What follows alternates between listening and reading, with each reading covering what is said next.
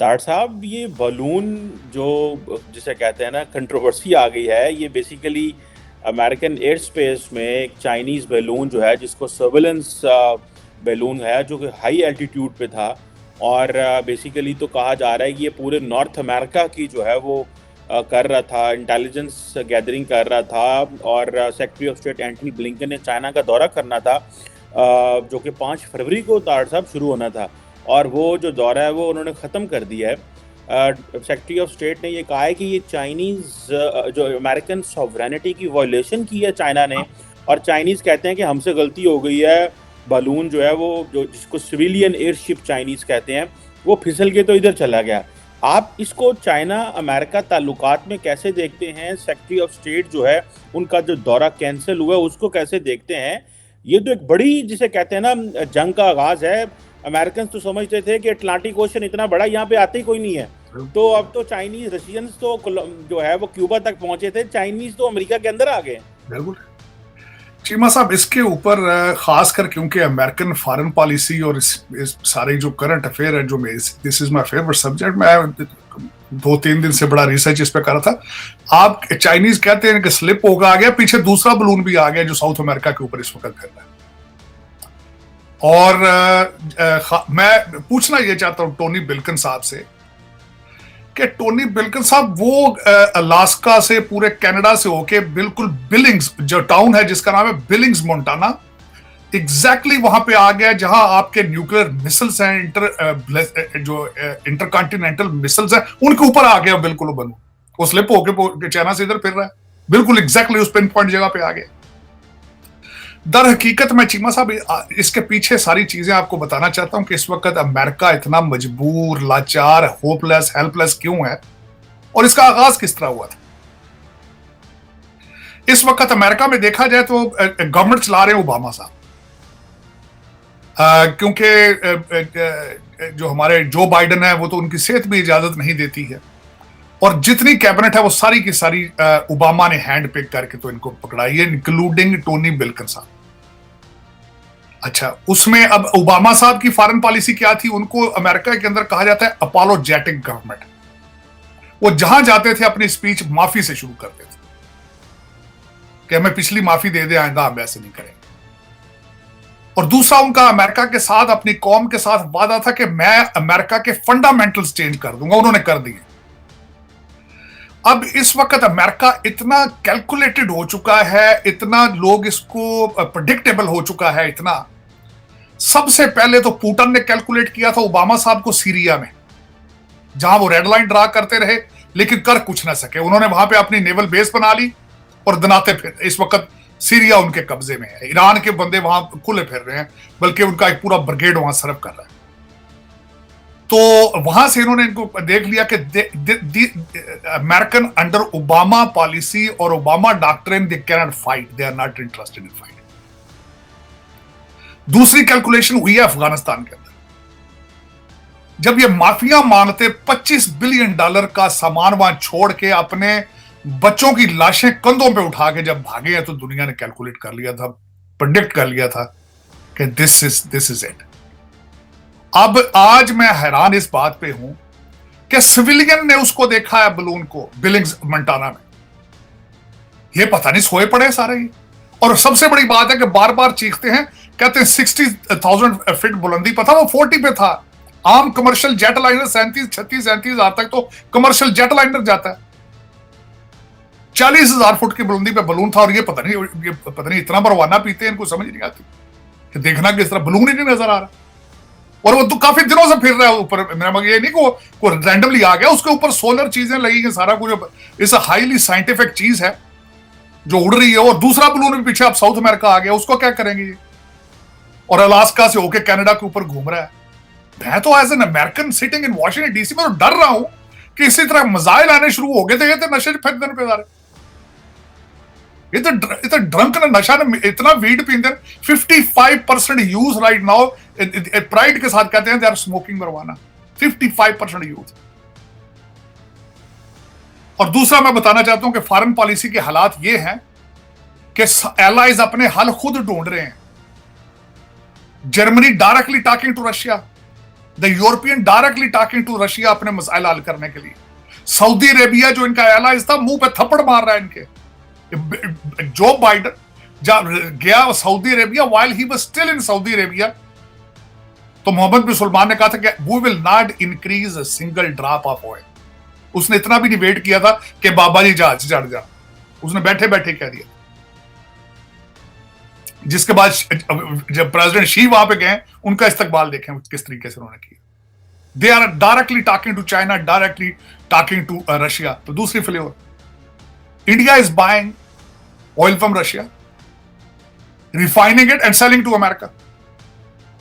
ये foreign policy देखें।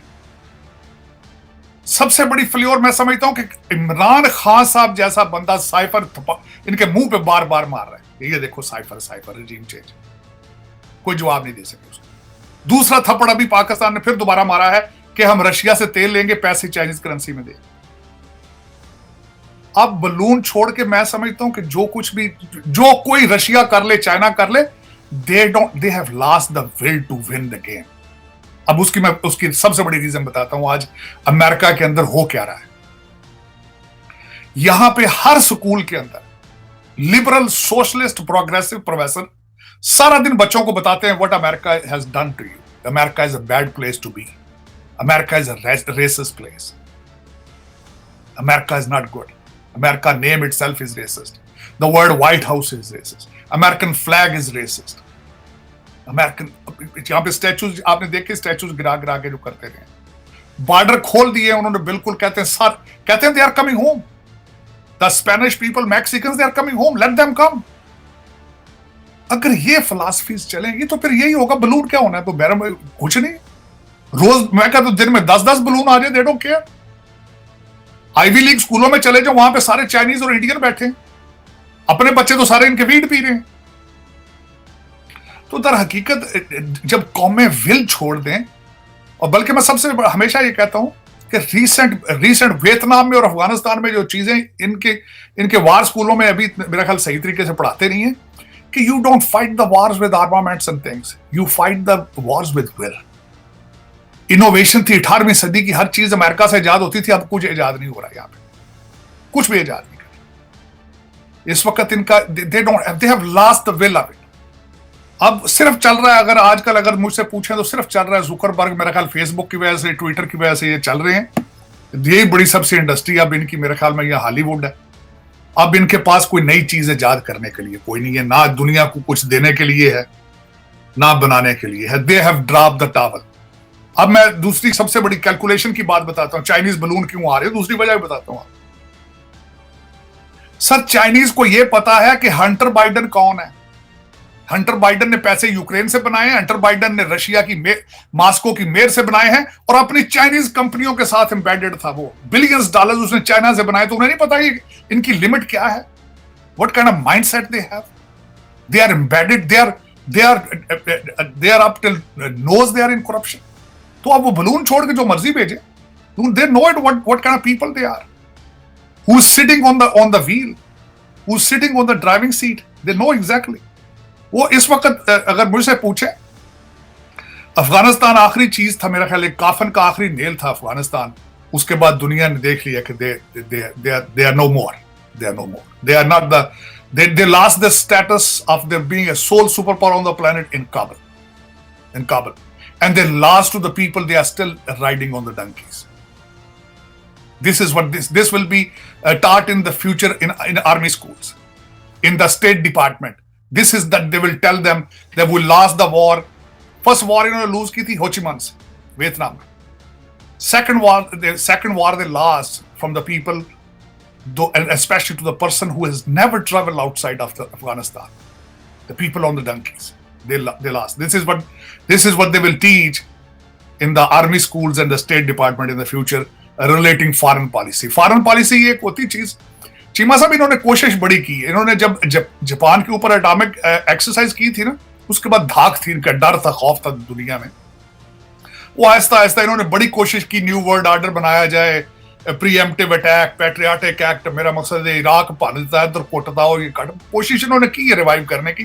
But the more they went into the Wars, more they disclose themselves. the more they disclose. Now I think जिस तरह मैंने आपको शायद पहले भी एक दो अर्ज किया था कि people have calculated एक सुपर पावर को नीचे जाने के लिए बनने के लिए और नीचे जाने के लिए 250 साल चाहिए होते हैं, 200 साल बनने के लिए, 50 साल नीचे जाने के लिए. How they calculated it? By the British Empire. मेरे ख्याल में now the 250 years mark is coming up for America. The balloon is I think is a symbol. It's a symbol now. और टोनी बिल्किन ने पोस्टपोन किया. आज उसकी मैंने speech सुनी है. So pathetic. ये कहने के बावजूद कि they are challenging our sovereignty.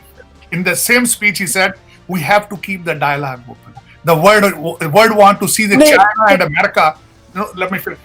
The world want to see the China to have an open line and dialogue. What dialogue? पूछ के आए तो dialogue. The balloons are here to dialogue with you. How dare you? Doctor साहब क्या करना चाहिए फिर इनको? अगर देखिए लेट्स से, और मैं तो पढ़ रहा था फॉरेन पॉलिसी वाले लिख रहे हैं कि अमेरिकन जो हैं ये बलून सर्वेलेंस पे 2020 से काम कर रहे हैं, चाइनीज आगे निकल गए उनसे. तो क्या करना क्या चाहिए अमेरिका को? चीमा साहब ये रशिया के ऊपर भेजते थे, वो नीचे से शट डाउन करते थे बलून इनके. They should have shut down. इन्होंने एक्सक्यूज यूज किया कि मोंटाना में नीचे सिविलियन आएंगे. मोंटाना में तो आबादी कोई नहीं है. शट डाउन करते हैं उन बलून्स को नीचे. अपने भेजते अपने साउथ चाइना सी में रोजाना ये लतीफे बनाते. और पिछले दिनों इन्होंने ताइवान सारा ड्रामा कर दिया इन्होंने. They are so weak, they don't have any will. ये गेम इज ओवर है. चीमा साहब बलून आना it's not only a challenge to their sovereignty, it's challenge to their technology and their will to fight. आज मुझे याद आ रहा है Napoleon Bonaparte, उसने कहा था इन चाइनीज को सोया रहने दो, इनको ना जगाओ, इनको अफीम ही खाने दो, ये उठ गए उड़ा के रख देंगे. उन्होंने 30 साल में, 30 years में उन्होंने दुनिया कवर कर दी. 30 साल दुनिया इनके सामने आगे खड़े हो गए जिनकी हिस्ट्री 400 साल है. 30 साल में वो कवर कर गए. उनको 30 साल और दें. इनके बच्चे, अमेरिकनों के बच्चे ऊबर चलाएंगे शंघाई में, पिज्जा डिलीवर करेंगे वहां. The way they are going. इस तरह नहीं गेमें होती चीमा साहब. गेमें हौसलों से, जंगों से होती है. हौसला. Tony Blinken sound so weak today, so apologetic even that. कहते नहीं जी, आप भी अभी भी कहते हैं हमारी सॉवरेंटी को चैलेंज किया, लेकिन we have to keep the line open up for the dialogue. What are you talking about? For your information, the Chinese don't have much